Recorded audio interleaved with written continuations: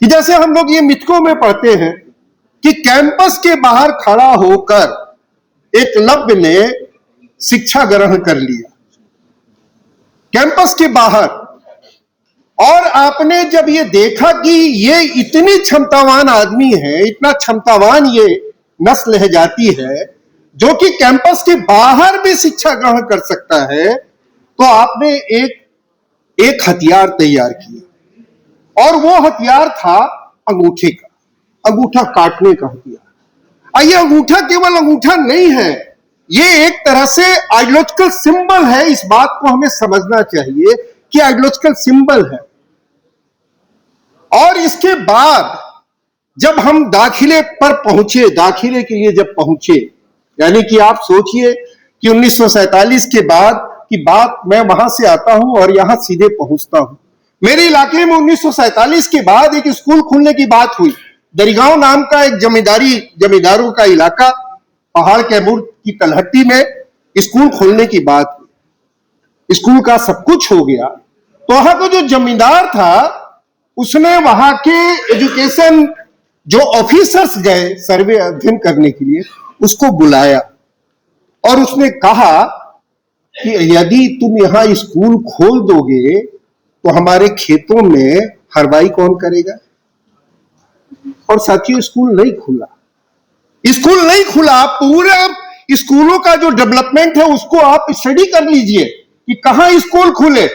हम रहते हैं दक्षिण टोले में, आपने खोला स्कूल उत्तर टोले से और उत्तर टोले में, यानी कि हमारे पास पैदल जाने का साधन भी नहीं। ये सब मैं निड्डोर की तरह इस्तेमाल कर रहा हूं।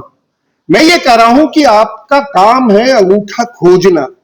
वो जब दाखिला हो जाता है तो आप भाषा के नाम पर, आप टेक्नोलॉजी के नाम पर आप हमारा अंगूठा काटते। भाषा के नाम पर एम्स में जितने डॉक्टरों ने आत्महत्या की है, अनिल नाम मुझे याद आ रहा, चूंकि हम नाम था अनिल मीणा। आप सोचिए कि लैंग्वेज के नाम पर लैंग्वेज को ये अंगूठे की तरह इस्तेमाल करते, उससे काटते हैं। आज का डिजिटल, कल का कंप्यूटर, और ये बात जो मैं बोल रहा हूं, ये बात मैं तत्काल फौरन रिएक्शन के लिए नहीं, अगर आपके पास थोड़ा समय हो तो इस पर गहराई से सोचिएगा। इस देश में जो भी एजुकेशन पॉलिसी आई है, 3 बार एजुकेशन पॉलिसी आई, 1978 में, 1968 में, 1968, 1986 और अभी आई। आप इसके पीरियड्स को ध्यान में रखें। 1968 में क्यों आई? क्योंकि भारतीय समाज में पहली बार 1967 में गैर संविध सरकार बनी है। कौन थी? ये सोसाइटी का अपराइजिंग था, वो सोसाइटी का जो सप्रेस था, संविध सरकार, संविध सरकार। तो ये जो भूख पैदा करती है, सोशल मूवमेंट भूख पैदा करते हैं इस देश में। अगर भूख, पढ़ने की भूख अगर कोई पैदा किया है तो डॉक्टर अंबेडकर ने किया, या उनके और जैसे लोगों ने, फूले ने किया। विरोध किसने किया? तिलक ने किया। कहा कि अगर ये प्राथमिक स्कूल खोल दोगे तो इस देश का क्या होगा। तो ये पूरा संघर्ष कोई ये रेगुलेशन का नहीं है। रेगुलेशन में क्या है, मैं आपको जल्दी से कुछ बताने की कोशिश करूंगा। ये लड़ाई उस आइडियोलॉजी की जो हर जगह अंगूठा खोज रहा है, उसके खिलाफ ही लड़ाई है। अंगूठा खोजना छोड़ना पड़ेगा। अब आप क्या कर रहे हैं? दाखिला मिल गया, हमारी ताकत की, जब हम कैंपस के बाहर पढ़ सकते हैं तो कैंपस में आपके तमाम अड़चनों, तमाम उत्पीड़न, तमाम सप्रेशन, यानी हॉस्टल से आप निकाल देंगे, वजीफा हमारा रोक देंगे। किसके वजीफे रुके हैं आज? आदिवासियों के, दलितों के और अल्पसंख्यकों के। आप देखिए क्या है ये अंगूठी है। रोहित वेमुला को क्यों आत्महत्या की? पहले आप हत्या करते थे, अब आप कह रहे हैं कि नहीं, हत्या अब हम नहीं करेंगे, इसलिए कि अब सोसाइटी थोड़ी बदल गई है। अब हम ऐसा करेंगे कि आप खुद ही आत्महत्या कर लो, खुद ही आत्महत्या कर लो। ये आइडियोलॉजी अपने पूरा जो ढांचा होता है, तंत्र होता है, उसको वो डेवलप करती है साथी। और वो डेवलप करके वो कहीं से कटघरे में खड़ा नहीं होना चाहिए, आप पर वो ब्लेम करेगी। बराबर ये पढ़ते नहीं, ये सब कुछ करना चाहते, देखिए इनको क्या क्या सुविधा दे रहे हैं, तो ये सब ब्लेम भी करेंगे भाषा। और ये बात कि दाखिले के बाद अब नया क्या आ गया, एनएफएस। आप पढ़िए 2020 का ये न्यू एजुकेशन पॉलिसी है। Actually this is not new national education policy, actually this is national exclusion policy.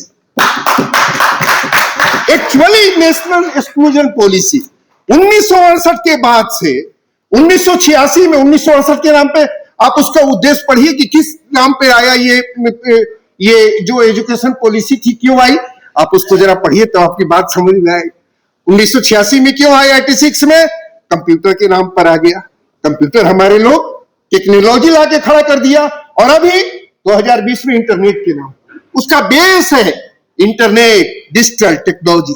इसलिए मैं कहता हूं ये आइडियोलॉजी की तरह ये इस्तेमाल होता है, और ये आइडियोलॉजी की तरह इस्तेमाल होगा। तो साथियों, मैं एक तो प्रोसेस पूरा ये करना चाहता हूं कि इसको आप लोग देखें, समझें और उसकी थोड़ी व्याख्या करें। दूसरी बात मैं जो ये कहना चाहता हूं कि जैसे अभी आर्थिक सर्वेक्षण जो आया है लेटेस्ट, एक तो कि सरकारी दस्तावेजों को हम पढ़ना शायद छोड़ चुके हैं। ये शायद सबसे बड़ी हमारे बीच में जो कल्चर की तरह डेवलप कर रहा है, संस्कृति की तरह डेवलप कर रहा है, ये बहुत खतरनाक है साथी। सरकारी दस्तावेजों को पढ़िए आप, उसमें बहुत कुछ है। अगर आप कहते हैं किसी को झूठा, तो आप पूरे दमखम से कहिए झूठा, और आप बताइए कि देखो ये झूठ है। आर्थिक सर्वेक्षण में कुछ जो आंकड़े हैं उसको आप देखिए कि आप कह रहे हैं कि देखिए इनरोलमेंट बढ़ रहा है, लेकिन जैसे जैसे आप हायर की तरफ बढ़ेंगे एक्सक्लूजन भी बढ़ रहा है, और उतनी ही तेजी से बढ़ रहा है। अब ले दे के कुछ लोग बच जाते हैं कुछ लोग वो होते हैं पायल, रोहित, ऐसे लोग ही बच जाते हैं। अब उनको तो वो तो बड़े चैलेंज है ना, जो वहां तक पहुंच गए, तमाम एक्सक्लूजन के बावजूद वहां पहुंच गए और पढ़ रहे हैं, तब आपके सामने वो चैलेंज है हमेशा कि इसको कैसे रोकें, इसका कौन सा अंगूठा है भैया, इसको हम खोजें, और वो खोज रहे हैं। लेकिन साथियों, एक बात मैं कहना चाहता हूं यहां कि देखिए, एकलव्य से हम जब मिथक की बात करते हैं तो आज तक की यात्रा हमने हासिल कर ली, दाखिले में पहुंच गए हैं, नौकरियों में पहुंच जाएंगे। 2020 के एजुकेशन पॉलिसी में यह लिखा गया है कि देखिए, अनुसूचित जाति, अनुसूचित जनजातियों, वंचितों, इन लोगों के लिए सुविधाएं बढ़ गई हैं, डिग्रियां प्राप्त कर रहे हैं, लेकिन नौकरियों के लिए इनके भीतर क्षमता थोड़ी विकसित करनी होगी। आ गया इंडिकेशन, एनएफएस का इंडिकेशन वहीं से आ गया। क्यों इसी दौरान बढ़ा है, क्यों इसी दौरान एनएफएस की जो घटना, ये जो अब बातें हैं वो क्यों बढ़ी है?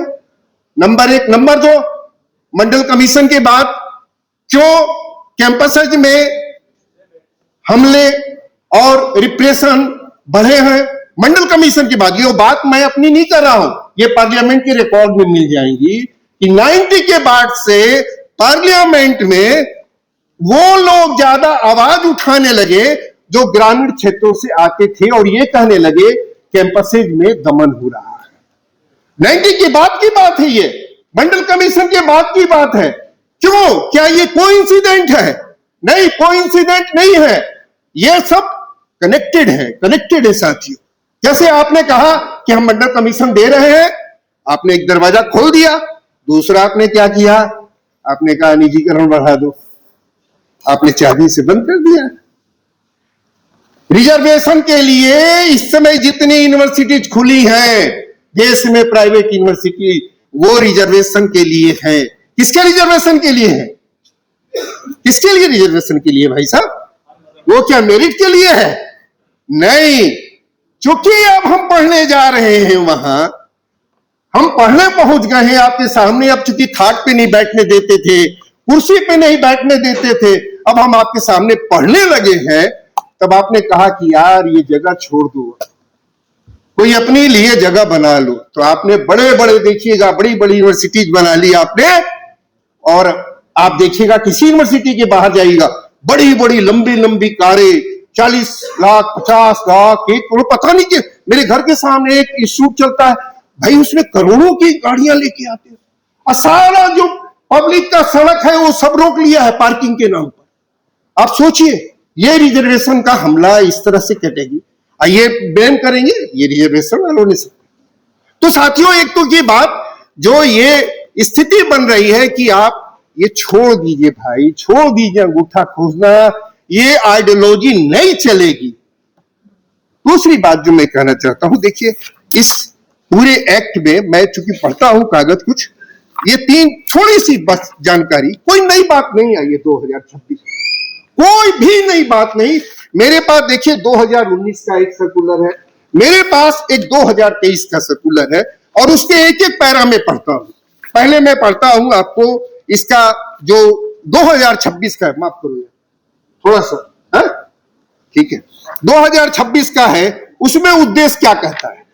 2026 का उद्देश्य कहता है धर्म, नस्ल, जाति, लिंग, जन्म स्थान या दिव्यांगता के आधार पर विशेष रूप से अनुसूचित जाति एवं अनुसूचित जनजाति, सामाजिक एवं शैक्षणिक रूप से पिछड़े वर्गों, आर्थिक रूप से कमजोर वर्गों, यानी जिसको इंग्लिश में हम लोग कहते हैं EWS, दिव्यांगजनों अथवा इनमें से किसी के भी सदस्यों के विरुद्ध भेदभाव का उन्मूलन करना तथा उच्च शिक्षा संस्थानों के हितधारकों के मध्य पूर्ण समता एवं समावेशन को संवर्धन देना।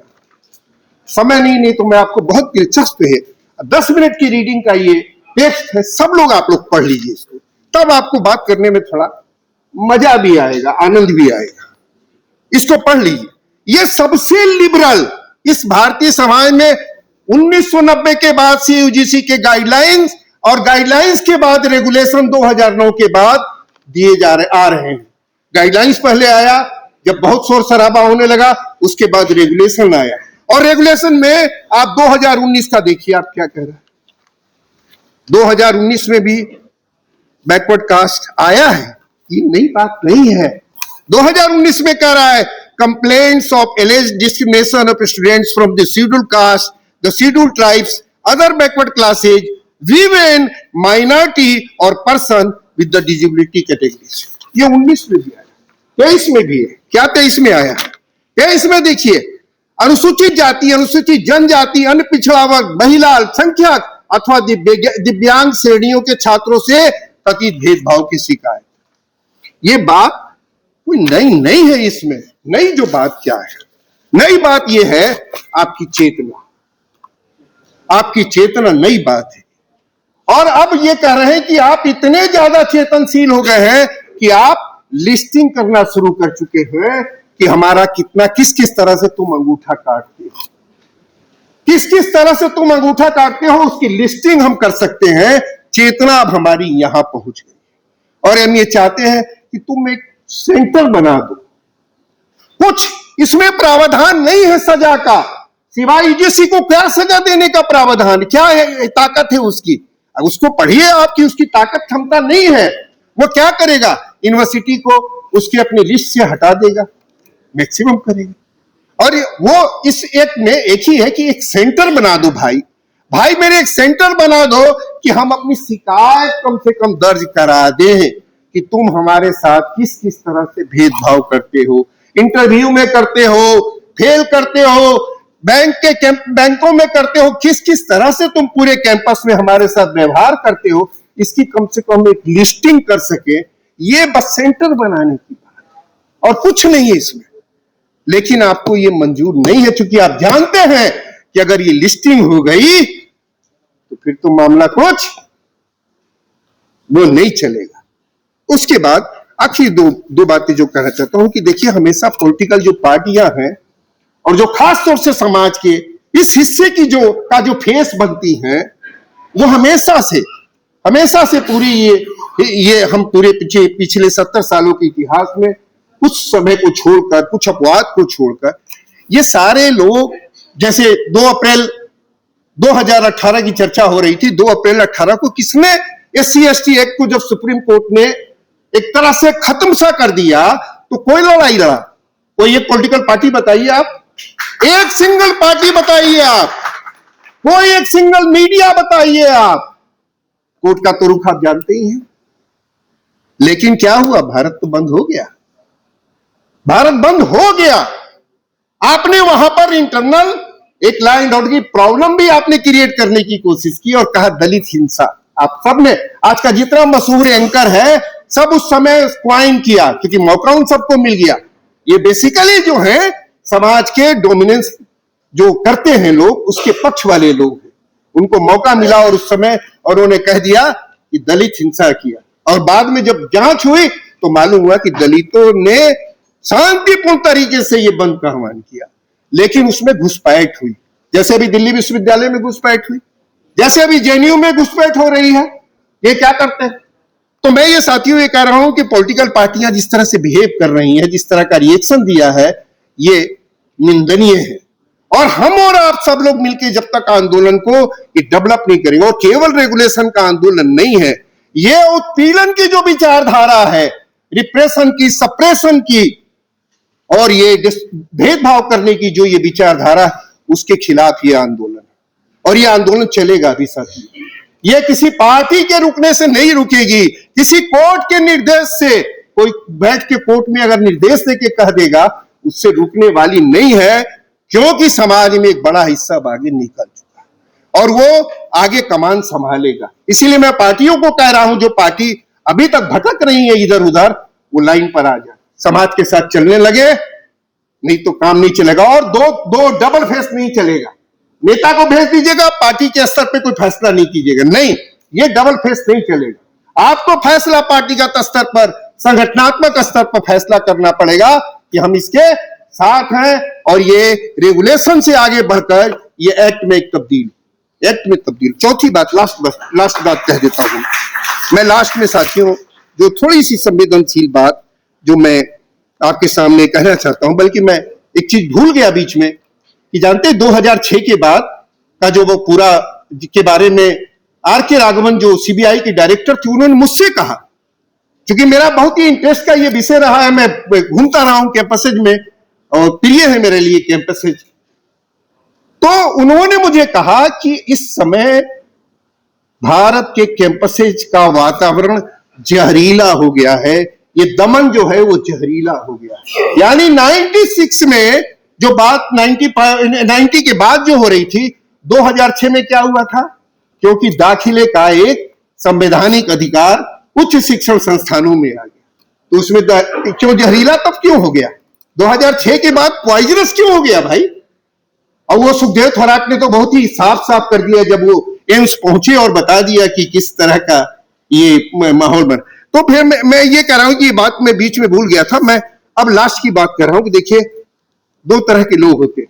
एक होता है, एक को सत्ता का नशा होता है, जैसे जेएनयू की अभी वीसी है, जो कि कुछ मुंह ही खोलेंगे, हम काउंट करेंगे कि ये सबसे ज्यादा संख्या है, लेकिन वो मुंह नहीं खोलेंगे पार्लियामेंट में, वो बोलेंगे नहीं, क्योंकि सत्ता ने यह तय किया है कि भाई देखो, हम उसको प्रतिनिधि बनाएंगे जिसको हम पसंद करेंगे, और वो बनाता है प्रतिनिधि। वीसी को भी ये लगता है कि आपकी शिकायत आपका नशा है? तो ये बात जो नशे वाली जो बात है, ये बहुत ही शर्मनाक है। ये शिकायत हम नहीं कर रहे हैं, हम तो कह रहे हैं कि आप थोड़ा इंसान हो जाइए। हम अपनी लड़ाई नहीं लड़ रहे हैं, हम तो आपकी लड़ाई लड़ रहे हैं भाई मेरे। हमारी लड़ाई तो सदियों से हम झेल रहे हैं, हम झेल लेंगे अभी कुछ और तब तक झेल लेंगे जब तक कि हम इस समाज को नेतृत्व करने की स्थिति में नहीं आ रहे। हम तो उसके बाद की स्थिति को लेकर ज्यादा चिंतित हो रहे हैं और मेरी चिंता बढ़ गई है। और ये बढ़ गई है कि जब हम नेतृत्व करने लगेंगे तो इस बोझ का क्या करेंगे जिसमें इंसानियत भी पैदा नहीं हो रही। हम तो उसको इंसान बनाना चाहते हैं भाई। अभी भी समझ जाओ, छोड़ 2000, 3000 साल, कैसा दिमाग है भाई तुम्हारा, किस धातु का बना हुआ है, हिलता भी नहीं है, थोड़ा सा भी ठीक नहीं हो रहा है। तो मैं ये समझता हूं कि हम उसको इंसान बनाने की अभी भी जरूरत महसूस करते हैं कि भाई इंसानियत जगा लो अपने भीतर। अब कोई अधिकार नहीं, तो हम इंसान बनना चाहते हैं और कहते हैं इंसान की तरह ट्रीट करो। तो साथियों, ये लड़ाई चलेगी। मन को धन्यवाद, और मैं सबसे ज्यादा शुक्रिया करूंगा कि इस बोर्ड पे कुछ नहीं साथी, यानी कि इस पे लिखने के लिए बहुत कुछ है। आप लिखिए, इस पे लिखिए, शायद हम अपनी यात्रा जल्दी पूरी कर पाएंगे। शुक्रिया।